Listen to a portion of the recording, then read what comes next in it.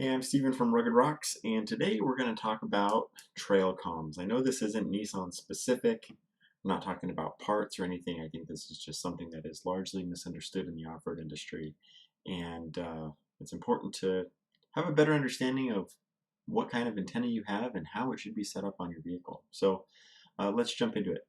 Right here we have an example of a CB antenna mounted to a Schrockworks rear bumper. And this would be okay if this was what's known as a half-wave antenna. The other two types of antennas we're going to talk about are a quarter wave and a 5/8 wave antenna. So one more time, it's going to be a quarter, a half, or a 5/8. And those measurements are directly in reference to the length of the radio wave that we're using. I'm not going to get too scientific in this, but just stick with me here a little bit. So same thing here. If this was a half wave, it would be okay. This one doesn't look like a half wave. It's probably a quarter wave. It should probably be mounted on the roof. But I'll explain a little bit more. So let's jump into it. So let's say we had a radio wave that was literally 2 meters long.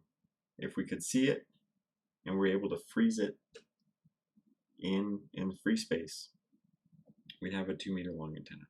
Okay. That's just for our example here. And a half wave antenna would literally be half a wavelength long. A quarter wave antenna would literally be a quarter wave long. And the 5/8 wave antenna would literally be 5/8 wave long. Now, the 5/8 wave antenna is going to be the overall best performer because it has maximum gain. Okay, and I'll go over what gain is here in just a second. Quarter wave is the shortest one, doesn't have very much gain at all, but it's convenient because it's short and you can mount it on the roof, and it works okay. The half wave, in my opinion, is going to be the least favorable, but depending on what your options are for mounting on your vehicle might be the way that you need to go. So let's first talk about gain. So gain has to do with the radiation pattern of the antenna. So let's say, I'm going to try to do this really quick. Let's say here is you, and you have 100 tennis balls. And you can throw those tennis balls equally in every direction all around you in the shape of a sphere. Okay?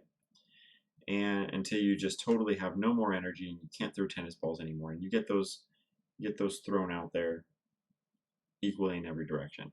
But let's say instead of 100 tennis balls, you have 80 tennis balls. And instead of throwing tennis balls up and down, you're going to be able to throw them further in the direction that you want to communicate.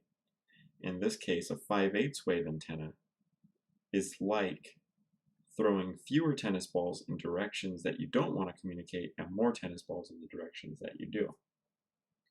And now we've increased the range of our communication because of gain, and the distance or the measurement of increased power that we've put into these tennis balls is our gain. Hope that makes sense. Now, the quarter wave and the 5/8 wave antenna need what's known as a ground plane, and the ground plane is essentially like our roof. It's ground. It's a big sheet of metal that acts as part of the antenna. So if you mount these on a bumper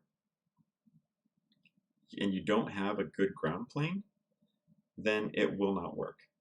But if you have a half wave antenna and you mount that on the bumper, it will work. well, it will work better, and I'll explain a bit more in a second. Just because the half-wave antenna is essentially two quarter-wave antennas built into one, and it has a ground essentially built in for the intents and purposes of this explanation. So when we go back to looking at our vehicle examples, this would be okay if this was a half-wave antenna, and this would be okay if it was a half-wave antenna.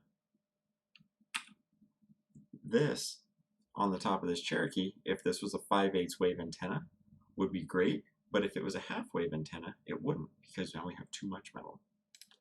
So, in a nutshell, that's what you're after. 5/8 wave and quarter wave antennas on the roof, and half-wave antennas on the back bumper. It's that simple. I hope that helps, and stay tuned for the next one. If you have questions, feel free to message me, and I'll do what I can to do a follow-up video if necessary.